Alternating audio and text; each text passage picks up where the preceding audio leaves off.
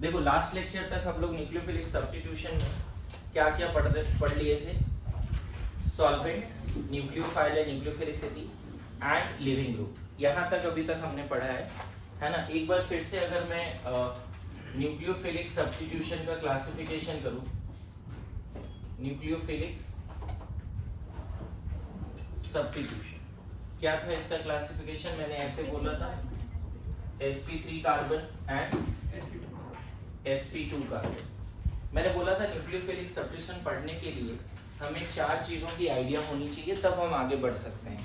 उसमें पहले सॉल्वेंट था, दूसरा न्यूक्लियोफाइल था, न्यूक्लियोफाइल सिर्फ नहीं, एक और टर्म था nucleophilicity, that is reactivity of nucleophile, nucleophilicity है ना, एंड बोल सकते हो। एंड थर्ड टर्म था लिविंग ग्रुप। फोर्थ टर्म है खुद ऑर्गेनिक कंपाउंड का ही आइडिया होना चाहिए। तो ऑर्गेनिक कंपाउंड का आइडिया हम लोग जब रियल में पढ़ेंगे तब समझेंगे। जैसे मैंने बोला था इसके लिए कौन कौन सा कंपाउंड न्यूक्लियोफिलिक सब्स्टिट्यूशन के लिए जाना जाता है? अल्काइल हैलाइड, अल्कोहल, ईथर, है ना। इनफैक्ट मैंने बोला था sp3 कार्बन पे जो न्यूक्लियोफिलिक सब्स्टिट्यूशन होता है उसके हमने 4 मैकेनिज्म के हिसाब से बात किया था। SN1, SN2, NGP बोल सकते हैं, SNI बोल सकते हैं, ऐसे ही बताया था। Nucleophilic substitution, internal neighbour group participation, ऐसा है ना। और इसमें हमने 2 मैकेनिज्म रखे थे, AR, SN और SN2TH। SN2 उसका नाम है, हमने वहाँ पे एराइल हैलाइड और एसिड डेरिवेटिव लिख दिया था, लेकिन एराइल हैलाइड जो रिएक्शन देगा वो किस मैकेनिज्म से देगा? AR-SN से। और जितने भी एसिड डेरिवेटिव्स हैं वो किस मैकेनिज्म से देगा? SN2TH से। अच्छा, SN1, SN2 के लिए जो कंपाउंड फेमस है alkyl halide, alcohol and ether, समझ में आ गया? फिर से रिपीट कर रहा हूँ, ये पूरा रिएक्शन पढ़ने से पहले आपको सॉल्वेंट का अच्छा खासा कंसेप्ट चाहिए। Polar protic, aprotic.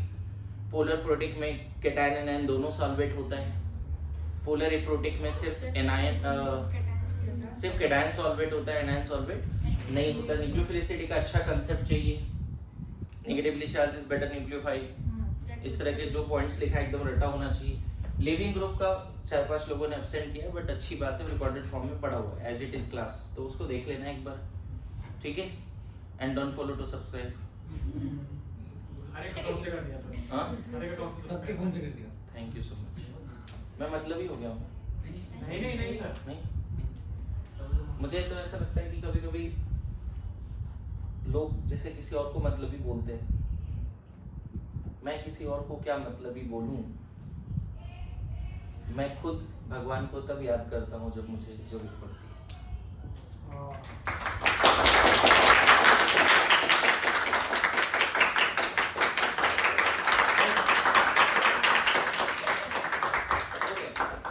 Thank you. सो अभी हेडिंग क्या देना है? क्या? हाँ, अच्छा है, ठीक है। लिखिए SN reaction at sp3 carbon. Heading क्या देना है? ये जस्ट रिवीजन के लिए था। इनफैक्ट मैं बता दूं, हमने सिर्फ सब्स्टिट्यूशन को 3 पार्ट में डिवाइड किया था, ठीक है।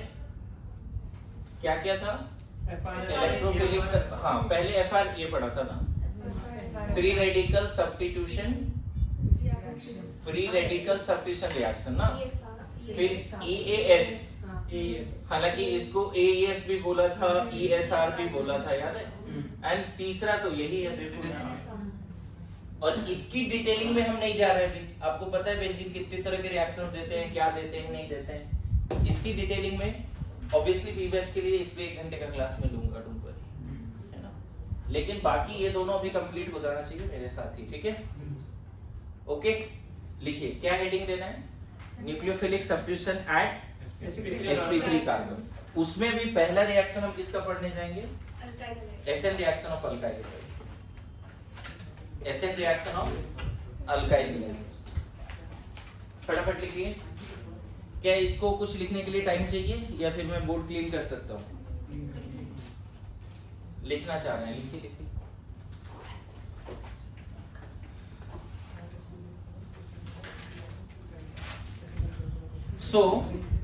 मैं बात कर रहा हूं SN reaction at sp3 carbon of alkyl halide. पूरा हेडिंग क्या देना है?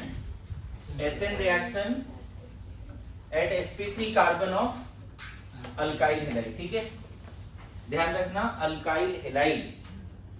तो SN reaction at sp3 carbon of alkyl halide. मुझे एक बात बताओ, अगर कोई अल्काइल हैलाइड है ना, और यहाँ पे रिएजेंट हमने ले लिया, कुछ कंडीशन और सॉल्वेंट वगैरह भी ले सकते हैं। यहाँ कुछ सॉल्वेंट थोड़ा इंपॉर्टेंट रोल प्ले करता है, बताऊंगा क्यों।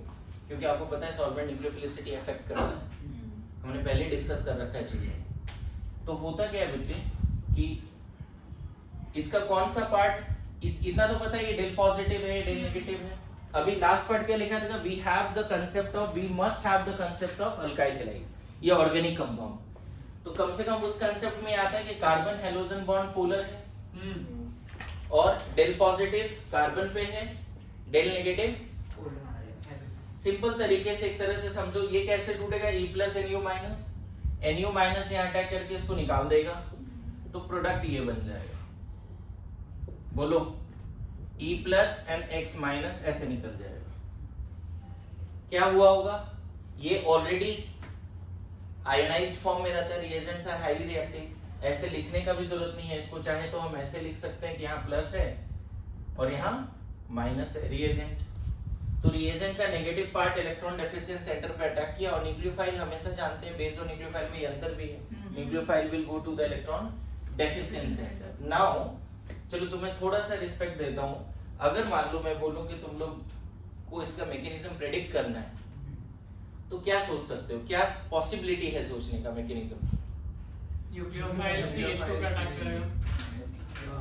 देखो, दो पॉसिबिलिटी है, उसके अलावा तीसरा है नहीं। पहले X निकल के कार्बोकेटाइन बनेगा। Very good.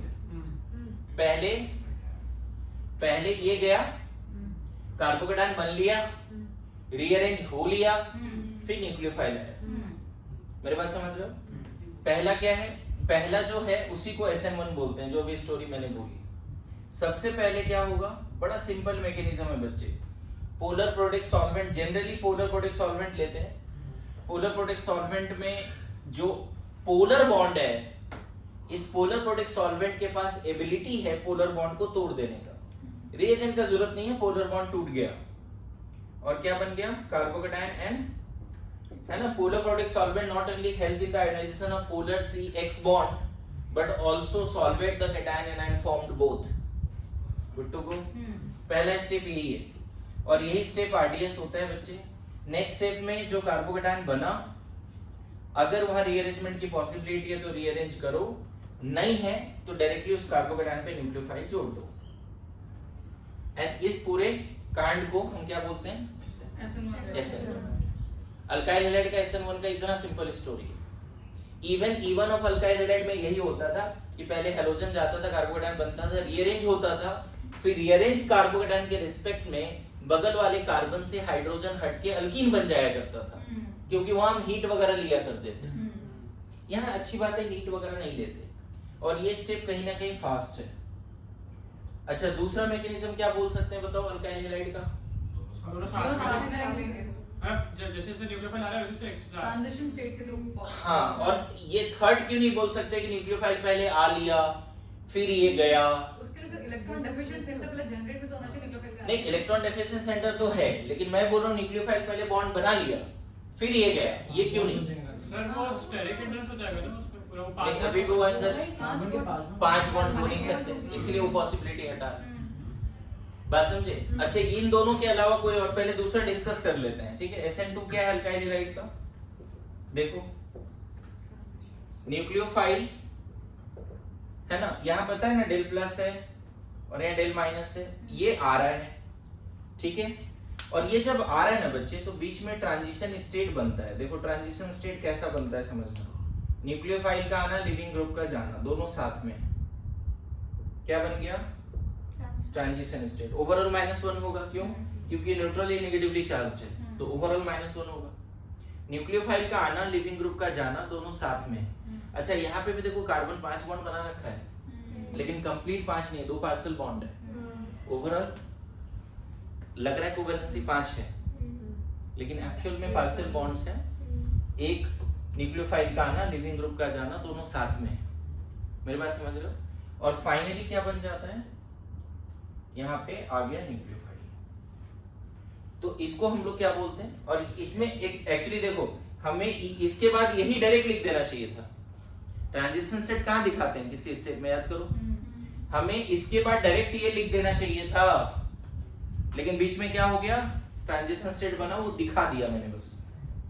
इन शॉर्ट हम चाहते तो इसको हटा के डायरेक्ट हम बोलते कि देखो ये बन गया वाया टीएस, वाया टीएस, ऐसे इसका आना और इसका जाना साथ में वाया टीएस, और यही स्टेप आरडीएस है।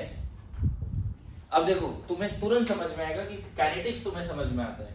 इसका रेट का फॉर्मूला क्या लिखेंगे पता है, rate is proportional to only concentration of alkyl halide. और कोई चीज दिख रहा है क्या, फर्स्ट स्टेप में कुछ और दिख रहा है, ओनली किस पे डिपेंड कर रहा है रेट, अल्काइल हैलाइड पे।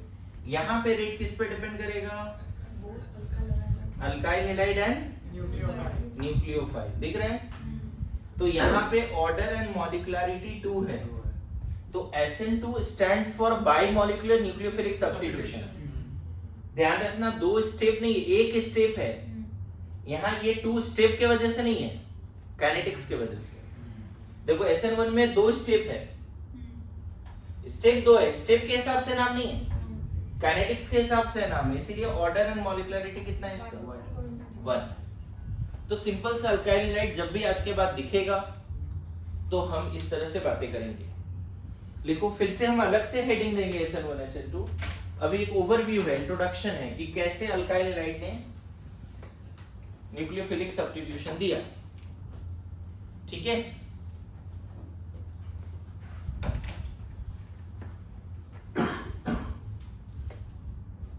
सो अब इसमें भी क्या टॉपिक आएगा, SN1 ऑफ RX। लिखो, ये तो जनरल इंट्रोडक्शन था। अब इसमें क्या टॉपिक आएगा, SN1 ऑफ RX, उसके की पॉइंट्स वगैरह लिखेंगे, आगे बढ़ जाएंगे फटाफट, ठीक है। लिखो SN1 of RX। Now see sir आपने वो टीपीपी शेयर, हाँ उसमें ना क्वेश्चंस उतने अच्छे मिल नहीं रहे, मैं करता हूँ, थोड़ा और टाइम चाहिए उसमें, ठीक है ना। क्या लिखा, SN1 of RX। Overall reaction देखो क्या है, कोई भी अल्काइल हैलाइड लेना पड़ेगा और यहाँ पे वीक न्यूक्लियोफाइल लेना पड़ेगा, समझ गए। सॉल्वेंट अगर पोलर प्रोटिक लेते हो तो बेटर है, प्रीफर होता है, ठीक है। कौन सा सॉल्वेंट प्रीफर करते हैं, पोलर प्रोटिक, पोलर प्रोटिक। और डायरेक्ट आप ये बना दो। अच्छा मैं एक क्वेश्चन पूछना चाहता हूँ, देखता हूँ क्या आइडिया है तुम लोगों का कि वीक न्यूक्लियोफाइल क्यों चाहिए इसके लिए। अगर स्ट्रांग न्यूक्लियोफाइल है तो SN2 हो सकते हैं। हाँ थोड़ा बहुत सही बोल रहे हैं, अगर स्ट्रॉन्ग न्यूक्लियोफाइल होगा तो क्यों, क्यों अगर स्ट्रॉन्ग न्यूक्लियोफाइल हुआ तो SN2 क्यों हो सकता है, सॉल्वेंट की जरूरत नहीं पड़ी। नहीं अभी भी बताओ, थोड़ा और सोचो। देखो सिंपल है, वही स्ट्रॉन्ग न्यूक्लियोफाइल मतलब रिएक्टिव, रिएक्टिव न्यूक्लियोफाइल उतना वेट नहीं करेगा कि ये जाएगा तब हम आएंगे। हम चाहते हैं SN1 के थ्रू, मतलब ये जाए फिर ये आए। धीरे धीरे। तो अगर ये वीक है तो ये टाइम दे देगा ना इसको जाने के लिए, तू जा चला जा पहले, लीव कर पहले फिर मैं आता हूँ। इसलिए वीक न्यूक्लियोफाइल फेवर्स SN1। देखो धीरे धीरे कंसेप्ट बनना शुरू हो रहा है। स्ट्रॉन्ग न्यूक्लियोफाइल हुआ तो फिर पोलर प्रोटिक सॉल्वेंट के साथ ही नहीं H+ को रिएक्ट कर जाएगा।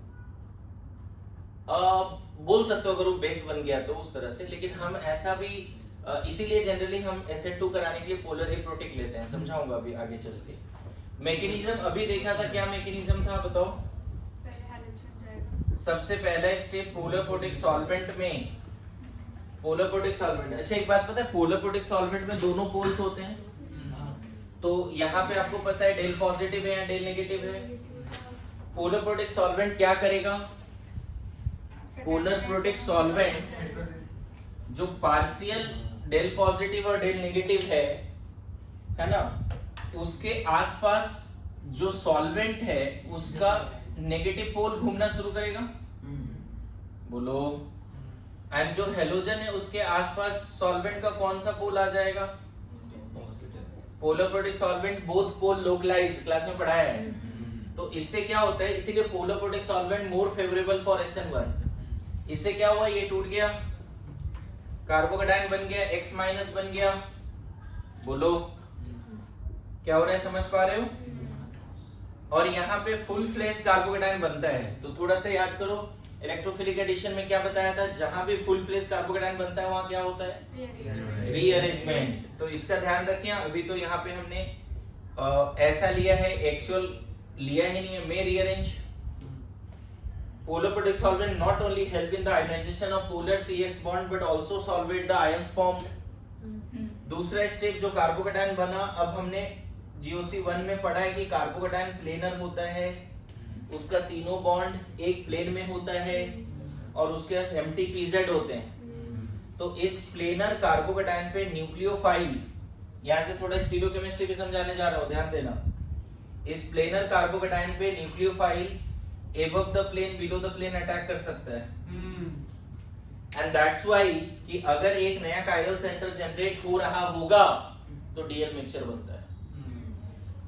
जैसे यहाँ तो 2 हाइड्रोजन लिया तो कायरल सेंटर जनरेट नहीं होगा, लेकिन अगर एक नया कायरल सेंटर जनरेट हो रहा होता तो डेक्स्ट्रो लीवो दोनों, अभी तो फिलहाल चलो मैं ऐसा लिख देता हूँ, लेकिन मैंने थोड़ा सा स्टीरियोकेमिस्ट्री समझाने की कोशिश की है आपको। बोलो ये स्टेप्स है। अब बात करते हैं की पॉइंट्स का। की पॉइंट्स, पहला पॉइंट बताओ, रेट क्या है, के सिर्फ अल्काइल हैलाइड पे डिपेंड कर रहा है बच्चे, इसीलिए ऑर्डर मॉलिक्युलरिटी क्या है, 1 है ना। 2 स्टेप रिएक्शन है। Third, C+ formed as an intermediate which may rearrange,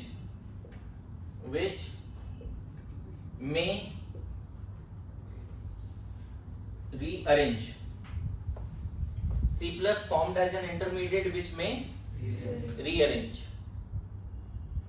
समझ में आ रहा है स्टेप्स क्या क्या लिख रहे हैं की पॉइंट्स में? और भी पॉइंट्स आएंगे, अभी तो स्टार्ट हुआ है पॉइंट्स, है ना। जल्दी जल्दी लिखिए।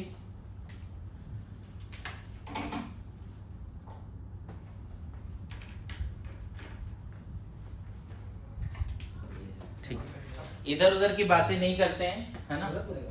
इधर इधर नेक्स्ट फीचर्स में क्या लिख सकते हैं बताओ, क्या लगता है? रेट ऑफ SN1 रिएक्शन क्या बोलते हैं? Directly proportional to stability of carbocation बोलते हैं। देखो यही कंसेप्ट है जिस पे अभी भर भर के क्वेश्चन होगा। Rate of SN1 directly proportional to क्या?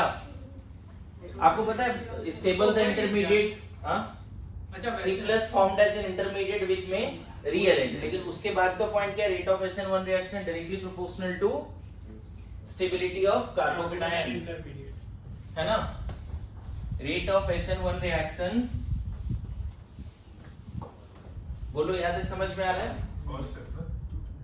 हाँ ऑब्वियसली।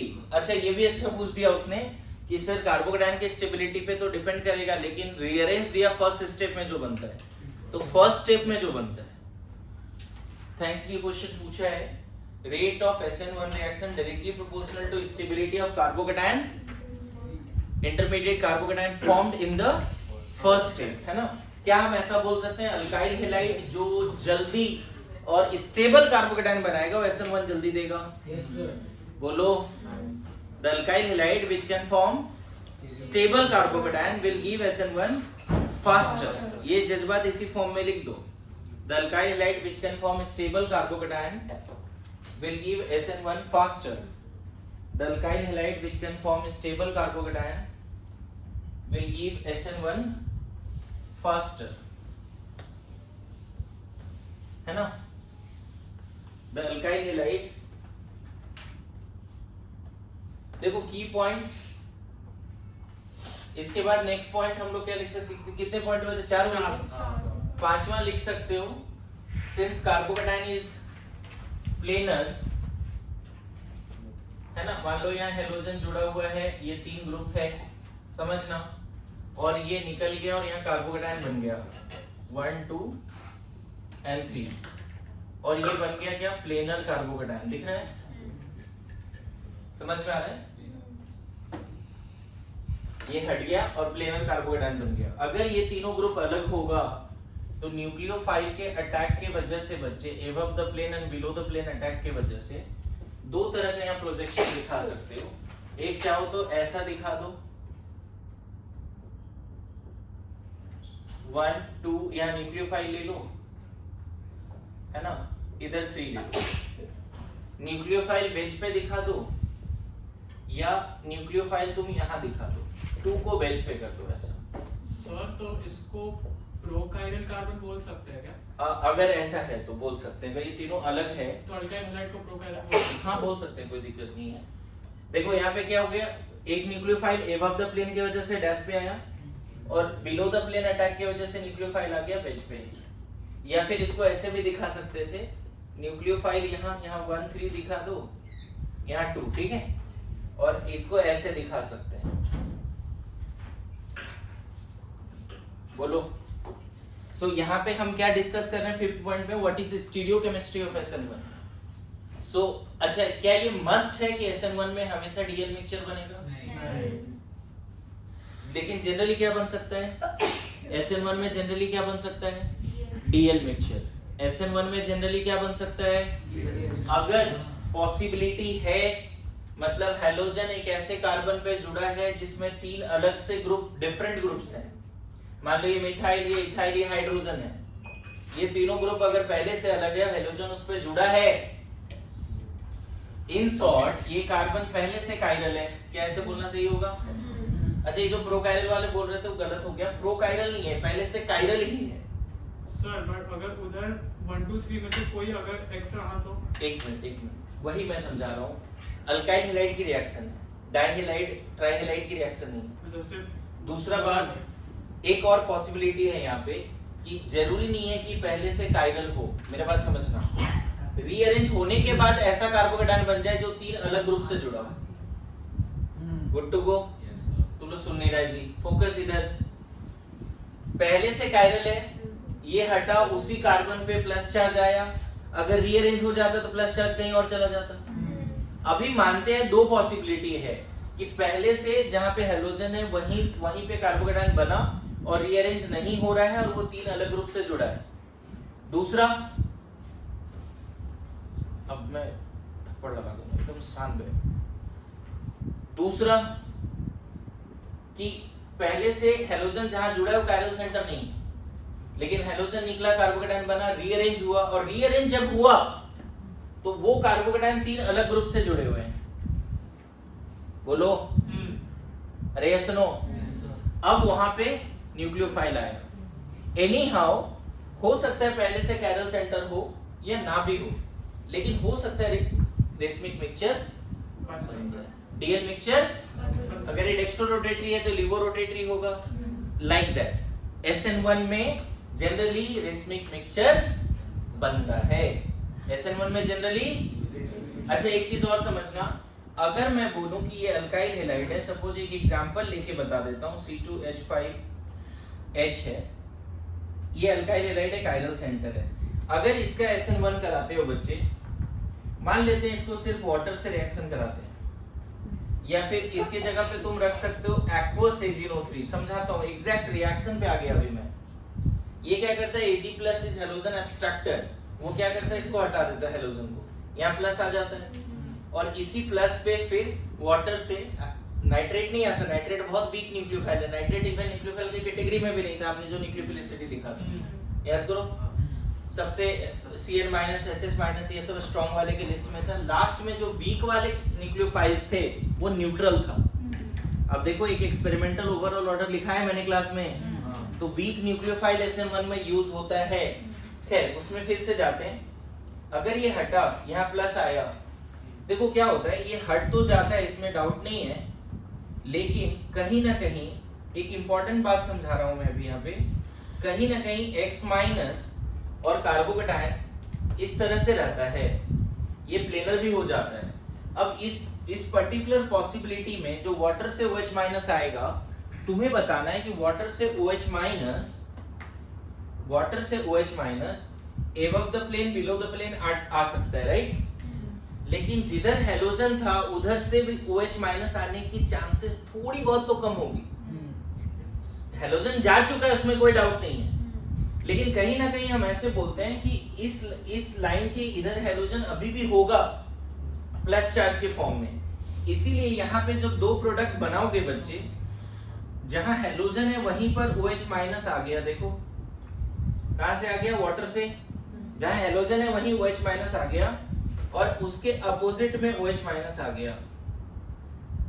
तो होता क्या है, जहां हेलोजन है वहीं OH माइनस आ जाए तो उसको बोलते हैं रिटेंशन ऑफ कॉन्फ़िगरेशन। रिटेंशन, ये क्या है, रिटेंशन। और जहां हेलोजन है उसके अपोजिट में OH माइनस आ जाए तो इन्वर्जन ऑफ कॉन्फ़िगरेशन। तो इन SN1 मिक्सचर तो बनता ही है, उसमें कोई डाउट ही नहीं है, लेकिन at the same time in SN1 generally there is retention as well as inversion of configuration. Okay, कुछ नहीं मेंशन है तो ये वाला प्रोडक्ट तुम 49% बोलो, ये 51% बोलो, मतलब inverted product is slightly greater than retained. Sir आप रीजन फिर से बता सकते हो? जिधर हेलोजन है उधर से ही न्यूक्लियोफाइल आने की टेंडेंसी थोड़ी बहुत कम होगी। ऐसा क्यों होता है? मैं वही बोल रहा हूँ, जनरली देखो ये इलेक्ट्रॉन क्लाउड निकल रहा है, इलेक्ट्रॉन यहाँ कार्बोकेटायन बन रहा है, कार्बोकेटायन प्लेनर हो चुका है नो डाउट, लेकिन बताओ ऊपर ही तो कहीं OH माइनस है, सॉरी X माइनस है, बट वो तो लाइक पूरा ही निकल चुका है ना, तो जा चुका है, लेकिन अभी भी बोलो वो ज्यादातर किधर होने के चांसेस है। एक्सपेरिमेंट में ये देखा गया 100% रेस्माइजेशन नहीं है, मतलब दोनों 50-50% ही बनता है। अच्छा, अगर वहां पे एक ऑप्शन है कि there is 100% racemisation and there is 99% racemisation, तो 99% चूज करो, ओके 100% चूज मत करो। अगर एक ही ऑप्शन है कि इन SN1 देयर इज 100% रेस्माइजेशन, तब तो वही चूज करना पड़ेगा, लेकिन in SN1 there is retention as well as inversion in configuration, ये सही है। रिटेंटेड प्रोडक्ट भी बना, इन्वर्टेड प्रोडक्ट भी बना, दिख रहा है? जहां हेलोजन है वहीं पे OH आ गया, दैट इज कॉल्ड रिटेंशन। जहां हेलोजन है उसके अपोजिट साइड में आ गया, ये क्या है, रिटेंशन। आज जाके NCERT पढ़ना है बच्चे, एंड ये क्या है, inversion of configuration. Hello alkane, halo alkane, NCERT निकालो। देखो इसमें ना पहला ही चैप्टर में यहाँ पर अल्काइल हैलाइड जो रिएक्शन है यहाँ पे उसको आपको देखना है। देखो यहाँ से शुरू होता है न्यूक्लियोफिलिक सब्स्टिट्यूशन। अल्काइल हैलाइड का 3 रिएक्शन है, आप शुरू से 5-6 केमिकल रिएक्शंस निकालो अल्काइल हैलाइड का। अल्काइल हैलाइड का chemical reaction nucleophilic substitution, elimination and 169 यहाँ पे है, बाकी का देख लो क्या है। यहाँ से शुरू होता है न्यूक्लियोफिलिक सब्स्टिट्यूशन, दिख रहा है आपको? यहाँ से स्टार्ट होता है। एक बार शेयर करो, उधर बैठ जाओ साथ में, एक बार देखो NCERT पहले, फिर लिखना। ये पेज जब पढ़ोगे, ये सब्स्टिट्यूशन, ये पेज पढ़ना है। कहाँ से पढ़ना है? इधर वाले, यहाँ तो कुछ है नहीं ज्यादा कुछ, ये पेज पूरा पढ़ना है NCERT घर जाके, ये पेज पूरा पढ़ना है आज के आज, कल नहीं, ओके। फिर ये पेज पूरा पढ़ना है, कॉन्फ़िगरेशन यहाँ पे थोड़ा लिखा है ना। फिर उसके बाद नेक्स्ट पेज भी SN1 यहाँ से देखो शुरू होता है, अभी तक SN2 चल रहा था। ये वाला डायग्राम के बाद SN, ये डायग्राम दिख रहा है सबको? ये डायग्राम के बाद SN1 शुरू होता है, दिखा?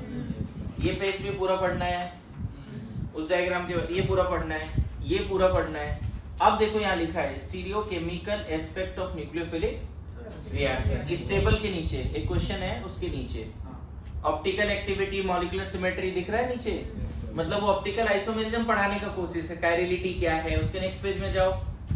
ये पेज मैंने बहुत पहले भी होमवर्क दिया है आपको पढ़ने के लिए, ये वाला कायरलिटी को लेके, ये पढ़ लिया, ये पढ़ लिया। अब यहाँ पे रेसमिक मिक्सचर समझाया है क्या होता है, है ना, ये पूरा पेज पढ़ रहे हैं आज के आज। फिर यहाँ पे देखो रिटेंशन वर्ड आ गया, उसके नेक्स्ट पेज में दिख रहा है रिटेंशन एंड इन्वर्जन वर्ड आ गया, बोलो। एंड ये पेज और ये पेज भी पूरा पढ़ना है एलिमिनेशन से पहले तक।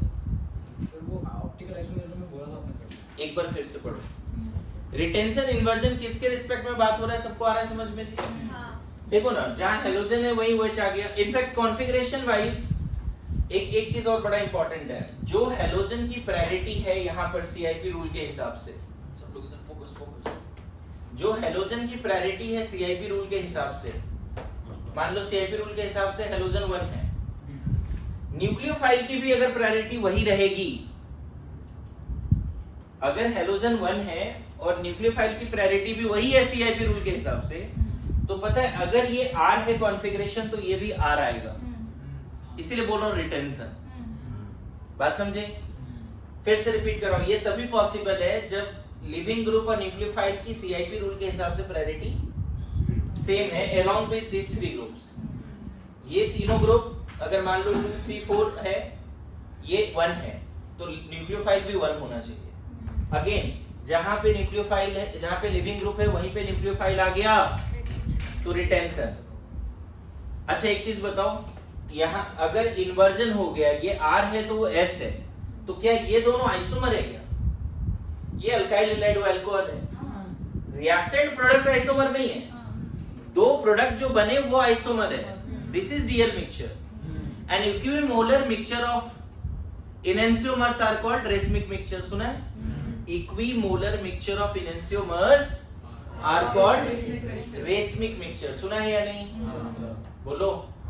So we can say that in SN1 there is retention as well as inversion, and inverted product is slightly greater than retented, and that's why there are almost 100% racemization, not exactly 100% racemization.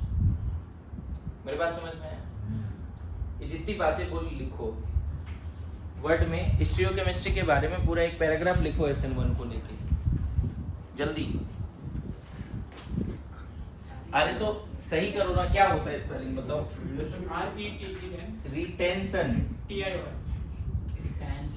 अब सही है? चलो अरे ये सब जरूरी है। ओम क्या जो कर रहे तू? हाँ तुम्हें फीलिंग समझ में क्या था वो लिखा? तो जज्बात समझो। हाँ मतलब इंडिया में रह के इतना स्पेलिंग गलत नहीं कर रहे तो तुम इंडियन नहीं हो।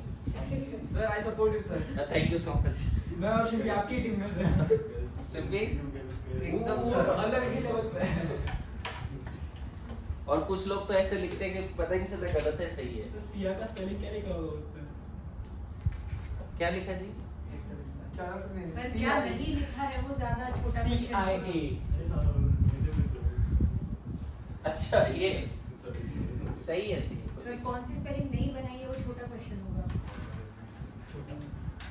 सब रिकॉर्ड हो रहा है, सब रिकॉर्ड हो रहा है।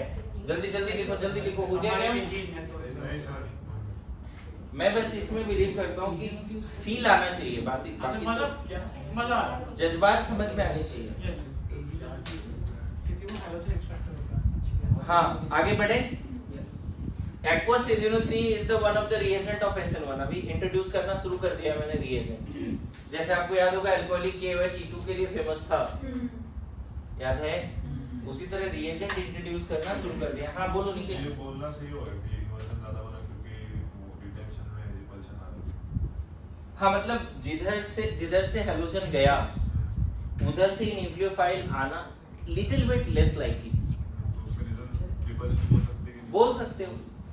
मतलब फिर बोलूं कि आप ना अगर SN1 को लेके आ गया कि 100% रेसमाइजेशन, 90%, 80%, तो वहां पे बेस्ट सुटेबल आंसर चूज करना पड़ेगा। लेकिन अगर दोनों ही आंसर आ गया कि एक जगह 100% लिखा है और एक जगह पे पार्शियल रेसमाइजेशन, तो पार्शियल चूज करना। और वो एनसीईआरटी पढ़ो, एक बार समझ में आएगा। अच्छा SN1 में retention as well as inversion क्यों है, ये समझ में आ रहा है सबको? बोलो। नाउ की पॉइंट्स में और भी चीजें रख सकते थे, लेकिन पहले आप एक और पॉइंट रख सकते थे, लेकिन उस पॉइंट को हम ना फैक्टर्स में कवर कर लेते हैं। लिखो फैक्टर्स अफेक्टिंग, है ना, रेट ऑफ SN1 या फिर simply SN1 of RX। Factors affecting rate of SN1 या सिंपली SN1। इसमें पहला है ना नेचर ऑफ सॉल्वेंट, उस पे कमेंट करना है। अब बता स्पेलिंग गलत है क्या, बता। नेचर ऑफ सॉल्वेंट सर क्या लिखा है? नेचर ऑफ सॉल्वेंट, अरे नेचर ऑफ लिविंग ग्रुप, है ना, नेचर ऑफ न्यूक्लियोफाइल, एकदम बढ़िया। एंड लास्ट है नेचर ऑफ RX। ये 4 फैक्टर में जो रिमेनिंग की पॉइंट्स है वो कवर हो जाएंगे। ओके, कुछ और की पॉइंट्स हैं लेकिन उसको फैक्टर्स के फॉर्म में लिखा देता हूं, है ना। SN1 के लिए क्या लगता है, सॉल्वेंट क्या चाहिए? शुरू में लिखा दिया तो फिर से हेडिंग देंगे, उसमें नेचर ऑफ सॉल्वेंट पे कमेंट करेंगे। Generally for SN1 reaction, heading क्या देंगे? ये नेचर ऑफ सॉल्वेंट, उस पे कमेंट करेंगे। Generally for SN1 reaction, generally for SN1 reaction,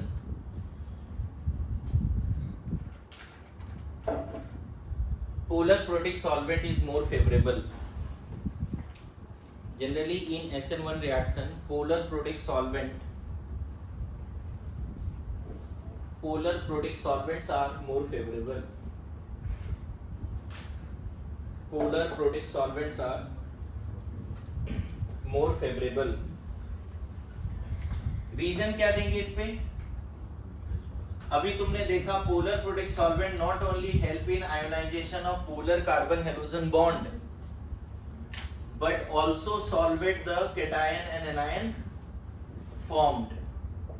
2 reason देंगे। पहला हेल्प इन पोलराइजेशन ऑफ, है ना, polar protic solvent not only help in the polarization of polar carbon halogen bond but also, पहला statement क्या लिखा, which one is more favorable? Generally for SN1 polar protic solvents are more favorable, full stop. This is because, ऐसे लिख सकते हैं या directly भी लिख सकते हो, in polar protic solvent, this is because in polar protic solvent, या कैसे हमने लिखना शुरू किया था, polar protic solvent not only help in the polarization, हाँ यही लिखो, polar protic solvent not only help in the polarization of carbon halogen bond but also solvate the cation and anion formed। ये पहला पॉइंट समझ में आया। polar protic solvent not only help in the polarization of polar carbon halogen bond, polarization of carbon halogen bond but also solvate the ions formed। इसी में आगे लिखो but also क्या लिखा, solvate the ion form।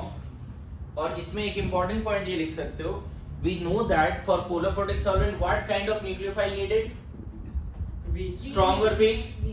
क्या हम बोल सकते हैं nucleophilicity decreases by polar protic solvent. Polar protic solvent में न्यूक्लियोफाइल क्या होगा, सॉल्वेट हो जाएगा, हाइड्रेट हो जाएगा। तो कहीं ना कहीं उस रीजन से भी in polar protic solvent nucleophilicity decreases. तो एक रीजन वो भी है। SN1 के लिए हमें क्या चाहिए, वीक न्यूक्लियोफाइल चाहिए। पोलर प्रोटिक सॉल्वेंट न्यूक्लियोफाइल को थोड़ा, न्यूक्लियोफिलिसिटी को कम भी कर देता है। तो और सॉल्वेंट कहीं ना कहीं SN1 की तरफ हेल्प किया। अगर न्यूक्लियोफाइल स्ट्रांग भी है तो प्रोटिक सॉल्वेंट वीक हो गया, मतलब उसको टाइम मिल गया इसको हटने का, उसके बाद न्यूक्लियोफाइल आया। बोलो, polar protic solvent not only help in the ionization of polar CX bond but also decreases the nucleophilicity of nucleophile, and we know that for SN1 weak nucleophile needed। तो कहीं ना कहीं इस पे कमेंट कंप्लीट हुआ। अभी दूसरा point क्या लिखा, और इनफैक्ट ये वाला पॉइंट अभी हम लिखने वाले थे कि न्यूक्लियोफाइल कैसा चाहिए हमें SN1 के लिए, वीक न्यूक्लियोफाइल चाहिए। ये तो पता है ना, For SN1, what is the nucleophile needed? Weak nucleophile. Good to go? Bolo. So polar protic solvent decreases the nucleophilicity of nucleophile, and that's why it favors SN1. आया समझ में? Polar protic solvent decreases the nucleophilicity of nucleophile, and that's why it favors SN1, and that's why it favors SN1. Okay, आगे next. आगे बात करें. Nature of leaving group. हाँ, nature of leaving group में ज्यादा कमेंट नहीं करना है. Good leaving group always favours SN1 और SN2. कुछ भी, कोई भी SN1 हो या SN2 हो, लिविंग ग्रुप कैसा चाहिए? Good leaving group. सेकंड वाले में बस इतना लिख लो, RF. यही रीजन है कि SN1 कौन पहले देता है? रेट ऑफ SN1 कौन पहले देगा? Rate of SN1 RF. Good leaving group कौन है? नहीं आ रहा है. कल का लेक्चर कर लेते तो ज्यादा अच्छा होता. Iodine is better leaving group than fluorine. कल क्लास में कराया leaving. Weaker the base, stable the ion, better the leaving group. तो I माइनस स्टेबल है, वीकर है, स्टेबल है, वीकर बेस है. कल का क्लास तुरंत भूल गए. अब कैसे बोल पाएंगे बताओ तुम्हारा डायलॉग. जो पर्याप्त है, क्या था? जो प्राप्त है वही पर्याप्त है. बताओ, प्राप्त ही नहीं है सही चीज. हाँ, कल ही पढ़ाया, आज भूल गए. लेकिन ये अच्छा डायलॉग है. जो प्राप्त है वही पर्याप्त है. तो आप लोग सुन रहे हैं? वो तो प्राप्त ही नहीं होना. हाँ, वीडियो ओम सब बेस्ट है, ऐसे ही जियो जिंदगी में. हाँ, कैसे बोल सकता है सब बेस्ट है? किसी तबीयत खराब हो गई तब वो प्राप्त है, अब वही तो पर्याप्त. वही पर्याप्त. यहाँ भी फिट बैठ रहेगा. सब कोई रीजन ही रहा होगा क्या? आज ये लोग ढोल बजा रहे थे तो मैंने बोला कि ऐसे ढोल बजाओ कि पूरे एम्पायर स्टेट में हर घर में पूरा खुश हो गए. और एक छोटी बच्ची थी ढोल बजाते हुए. देखा देखा. ठीक है? बच्चे बहुत थे. वो जो फ्लैग वाला था वो भी शायद बच्चा ही था. हाँ, मतलब इस लाइक कि इतना क्राउड. काफी बच्चे और बच्चियां थे. चलो आगे बढ़े. ये क्वेश्चन हर बार पूछा जाता है कि SN1 पहले कौन देगा. एकदम कंफ्यूज नहीं होना है. कौन पहले देगा? नहीं. थर्ड पॉइंट बताओ, इसमें ज्यादा कमेंट क्या ही करें. कैसा न्यूक्लियोफाइल SN1 फेवर करेगा? Weak nucleophile. Neutral nucleophile favours SN1. Neutral nucleophile favours SN1. Neutral nucleophile favours neutral and weak. जिसमें पहला नाम लिख देता हूं बच्चे, एक्वस AgNO3. इसमें पता है अच्छी मजेदार बात क्या है, इसमें सॉल्वेंट ही न्यूक्लियोफाइल है. बहुत बार जो सॉल्वेंट यूज कर रहे हैं ना वही न्यूक्लियोफाइल बन जाता है ना. वाटर इन एसीटोन, ये भी SN1 का रिएजेंट है फेमस. सिर्फ वाटर भी SN1 का रिएजेंट है. सिर्फ अल्कोहल न्यूट्रल SN1 का रिएजेंट है. कभी कभी न्यूट्रल एसिड भी SN1 का रिएजेंट है. ये सब SN1 का रिएजेंट है. नेगेटिवली चार्ज नहीं लेना है आपको. क्या लेना है? न्यूट्रल लेना है. न्यूट्रल है ना. ठीक है, मेरी बात समझ रहे हो? हाँ, पोलर एप्रोटिक सॉल्वेंट है, लेकिन एसीटोन में अल्काइल हैलाइड थोड़ा सोलुबल होता है, इसीलिए वाटर अलोंग विद, यहाँ पे वाटर ही सॉल्वेंट है ना. और ये न्यूक्लियोफाइल भी है. बहुत बार क्या होता है, जो सॉल्वेंट अगर खुद न्यूक्लियोफाइल बन जाए तो उस तरह के रिएक्शन को हम सॉल्वोलिसिस भी बोलते हैं. सॉल्वोलिसिस या हाइड्रोलिसिस. ऐसा अगर सॉल्वेंट ही न्यूक्लियोफाइल बन जाए और SN रिएक्शन करा दे तो that is called solvolysis. Note में बात लिख सकते हो. Sometimes solvent also behave as nucleophile and such reactions are known as solvolysis. If solvent is water and it is nucleophile, it is called hydrolysis. पूरा point समझ में आया? So what are the famous SN1 reagent? Famous SN1 reagent क्या क्या बच्चे? aqueous HNO3, water acetone, water alcohol. फिर से repeat कर रहा हूं, sometimes solvent behave as nucleophile for SN reaction. हाँ, sometimes solvent behave as nucleophile. फिर उनमें से कौन से पॉइंट है सॉल्वेंट्स वाले? वन नहीं, इसमें देखो, इसमें aqueous HNO3 तो Ag+ रखा है हेलोजन हटाने के लिए बस, लेकिन सॉल्वेंट अभी भी कौन है? वाटर। aqueous HNO3 सॉल्वेंट क्या है? वाटर, और वाटर ही न्यूक्लियोफाइल है, नाइट्रेट न्यूक्लियोफाइल नहीं है। समझ में है? Sometimes solvent can also behave as nucleophile in SN reaction and that is called solvolysis, and if solvent is water it is called hydrolysis। याद रहेगा? बोलो, SN1 के लिए कौन सा फेमस रिएजेंट है? दिमाग में क्या बैठाना है? वीक न्यूट्रल न्यूक्लियोफाइल, उसमें भी नाम रट लेना है। और मैं बताऊं, अभी तक जितने भी रिएक्शंस पढ़े ये रिएजेंट नहीं था उधर। पता है, E1 में वाटर जरूर था लेकिन हीट भी था। अब ध्यान रखना, अगर आपको अल्काइल हैलाइड का E1 याद है, अगर पूरा स्टेप्स, तो वहां पे वाटर जरूर था। पता है, E1 ऑफ अल्काइल हैलाइड में हमने weak base along with high temperature लिया था। पता है, E1 SN1 का रिएजेंट मैच करता है, बट E1 में हीट लेते हैं और यहाँ हीट नहीं लेते। तो क्लियर पता चलता है कि E1 है या SN1 है। एंड थर्ड क्या बच्चे? Sorry, fourth, nature of RH। अब इसमें पूछता है, मान लो तुमसे पूछा रेट ऑफ SN1, तो आपसे पूछ देगा कि 3 डिग्री अल्काइल हैलाइड SN1 पहले देगा, या 2 डिग्री अल्काइल हैलाइड SN1 पहले देगा, या 1 डिग्री अल्काइल हैलाइड। तो ऑब्वियसली फर्स्ट स्टेप में कार्बोकेटाइन जो अच्छा बनाता है, the alkyl halide which can form stable carbocation in very first step will give SN1 first. The alkyl halide which can form stable carbocation in SN1 reaction will give will form stable carbocation will give SN1 first.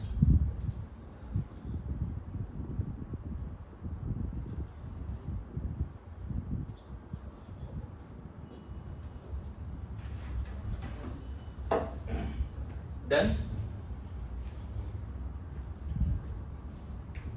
बोलो, यहाँ तक समझ में आ रहा है?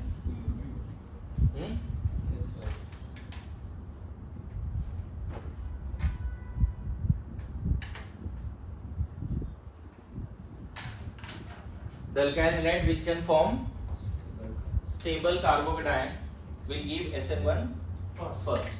अब देखो, इसमें ये बताओ, अगर तुमसे पूछा जाए कि क्या ये SN1 देगा, will it give SN1? SN1 is the reaction of alkyl halide but halogen must be connected with। तो ये अगर मान लो बोलते हैं, तो क्या ये ऐसा कार्बोकेटाइन बना भी सकता है क्या? ये हाईली अनस्टेबल कार्बोकेटाइन के लिस्ट में आता है। तो अल्काइल हैलाइड SN1 नहीं देता, एराइल हैलाइड नहीं देता, ये नहीं देगा, ठीक है। दूसरा, अगर तुमसे पूछे कि बेंजाइल हैलाइड SN1 देगा क्या? दे सकता है। बिल्कुल। अभी मैं बता रहा हूँ कि SN1 के लिए कौन सा alkyl nature of alkyl halide है, उसको क्वेश्चन चल रहा है कि कौन सा अल्काइल हैलाइड SN1 दे सकता है। तो ये नहीं देगा, लेकिन ये दे देगा। क्यों दे देगा बच्चे? क्योंकि SN1 में कार्बोकेटाइन बनता है और benzyl C+ is very stable. ये फेनाइल C+ है, फेनाइल C+ जो स्टेबल नहीं है। बोलो, आगे बढ़े, आगे बढ़े। नाउ थर्ड बताओ, विनाइल हैलाइड SN1 देगा क्या? नहीं। ये SN1 देगा? नहीं। यहाँ पे प्लस आएगा। पता है, हमने कभी GOC1 में list of highly unstable carbocation भी बताया। तो this is highly unstable carbocation. sp carbon पे पॉजिटिव है ना, ऐसा करना, ऐसा सोचना भी पाप है क्या? So this will not give SN1। अब मान लो बात करते हैं, क्या एलाइल हैलाइड देगा क्या SN1? देगा। एलाइल हैलाइड एलाइल समझते हो सब लोग जी? ये वाला कार्बोकेटायन एलाइल कार्बोकेटायन है, स्टेबल है। ये बेंजाइल हैलाइड है, ये बेंजाइल कार्बोकेटायन है, ये एलाइल हैलाइड है, एलाइल कार्बोकेटायन है ना? तो बेंजाइल कार्बोकेटायन भी एक टाइप का तो एलाइल कार्बोकेटायन ही होगा ना? नहीं, मतलब बोल नहीं सकते क्या उसको? मतलब ऐसा नहीं सुना है जनरली, मतलब वो एलाइल एक कार्बन बेसिकली बेंजाइल, मतलब उसका नाम ही है बेंजाइल कार्बोकेटायन। एलाइल कार्बोकेटायन मतलब नहीं वो नाम के लिए नहीं, एराइल कार्बोकेटायन नाम ही नहीं। एराइल कार्बोकेटायन मतलब रिंग पे ही प्लस आना चाहिए, ऐसी वाली बात। एलाइल नहीं, एलाइल एलाइल नहीं, उसका नाम बेंजाइल है तो एलाइल मत बोलो, ठीक। इसका नाम ही बेंजाइल है और ये एलाइल है। ध्यान रखना, एलाइल मतलब अल्कीन जो दोनों sp2 कार्बन है उसके बगल में sp3 कार्बन होना चाहिए, ठीक है? अभी मैं लिस्ट बना रहा हूँ, कौन देगा उसको टिक करो, जो नहीं देगा उसको क्रॉस करो। अगेन ये रेजोनेंस स्टेबिलाइज्ड है, नहीं लगता है? फिर SN1 शुरू हो गया, सॉरी GOC1 लग रहा है, GOC1 है जी, बोलो 6 नंबर बताओ। और क्या ये SN1 दे सकता है क्या? Alpha hello ketone carbonyl, alpha hello carbonyl, क्या ये SN1 के लिए सही लगता है आपको? ये हाईली अनस्टेबल कार्बोकेटायन के लिस्ट में है, रेजोनेंस नहीं है बच्चे, यहाँ रेजोनेंस करके प्लस ऑक्सीजन पे मत लाना with incomplete octet. Highly unstable, highly unstable C+ है ना? कौन कौन दे सकता है उसका लिस्ट बना रहे हैं हम लोग, ठीक है? अच्छा बताओ, क्या ये वाला अल्काइल हैलाइड SN1 दे सकता है क्या? क्यों? ब्रिज हेड पे प्लस अनस्टेबल होता है because of angle strain, because of angle strain, है ना? एक और सवाल, क्या ये अल्काइल हैलाइड SN1 दे सकता है? है तो sp3 से जुड़ा हुआ, एंटी एरोमेटिक बनेगा, क्योंकि SN1 मैकेनिज्म से आगे बढ़ोगे तो जो इंटरमीडिएट है वो एंटी एरोमेटिक होगा, हाईली अनस्टेबल। तो जनरली हम कुछ ऐसे अल्काइल हैलाइड को ढूंढ रहे हैं, एराइल हैलाइड को ढूंढ रहे हैं जो SN1 देता है और कुछ नहीं भी देता है, उस डायरेक्शन में काम हो रही है। बोलो अरे yes or no? इधर हटा दूं क्या ऊपर? 4 5 6 3 4 5 6 हो गया क्या? ये भी नहीं देगा बच्चे, ये भी नहीं देगा, ये भी नहीं देगा, क्रॉस करते रहो। नाउ एक बड़ा अच्छा अगर शायद दिख गया तो ओम बताओ, डरना नहीं है ओम, कोशिश करो आंसर करने का। क्या SN1 दे सकता है ये? हाँ रीजन बता दे। और वेरी गुड सर, क्या शानदार मैं पढ़ाता हूँ, लेकिन हाँ थैंक यू सो मच, है ना? अच्छा है, कार्बोकेटायन बहुत अच्छा है, ये SN1 के लिए अच्छा है अल्काइल हैलाइड। क्या लगता है कि अब क्वेश्चन बनाने के काबिल हो गए, कौन सा अल्काइल हैलाइड दे सकता है, कौन सा नहीं दे सकता है? बोलो यस या नो? तो अब मैं क्वेश्चंस कुछ दे रहा हूं वो करने।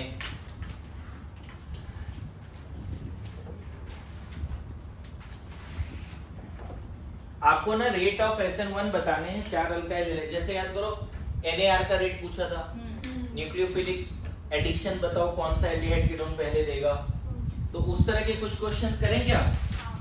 एकदम बेसिक क्वेश्चंस। आपको बताना है रेट ऑफ SN1। पहला CH3Cl,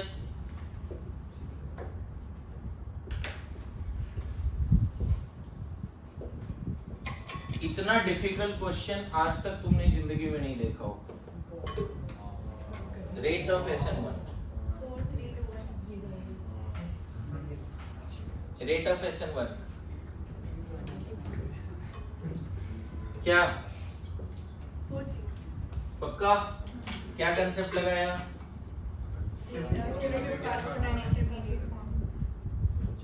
अब वहाँ एग्जाम में डिक्रीजिंग इंक्रीजिंग का ख्याल रखें, डिक्रीजिंग पूछा इंक्रीजिंग पूछा उसका ख्याल रखें, वहाँ पे गलती ना करें, ठीक है।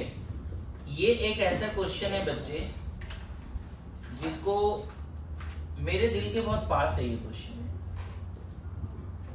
मैं इस तरह के क्वेश्चन को बहुत एप्रिसिएट करता हूँ। I love this type of question. बताओ तुम्हारे दिल के भी पास होगा, कितना बार ये आया हुआ है क्वेश्चन। मैंने बोला है कि देखो जो नीचू ग्रुप है, कभी सुना है निखिल? कभी बताया ना जो नीचू ग्रुप है वही डिसाइड करता है, ऐसा करके बोला था। चलो रेट ऑफ SN1 बताओ। ओम याद आया नीचू वर्ड से? 34152। हाँ 34152। 34152 सही है। यार गजब, मैं इतना अच्छा कब से पढ़ाने लगा मैं। अरे सर मजा आ जाता है। मजा आ गया। ज़्यादा मजा ना ले। मजा कब का सजा बन जाएगा पता ही नहीं चलेगा। मेरे बड़ा चाट करिए सर। बहुत लोगों को देखा है मैंने, मजा लेने में सजा हो गया है। हाँ ओम बताइए तुम्हें कौन है, एग्जाम्पल नाम बता।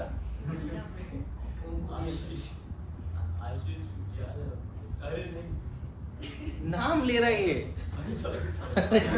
और ये यूट्यूब पे जाएगा।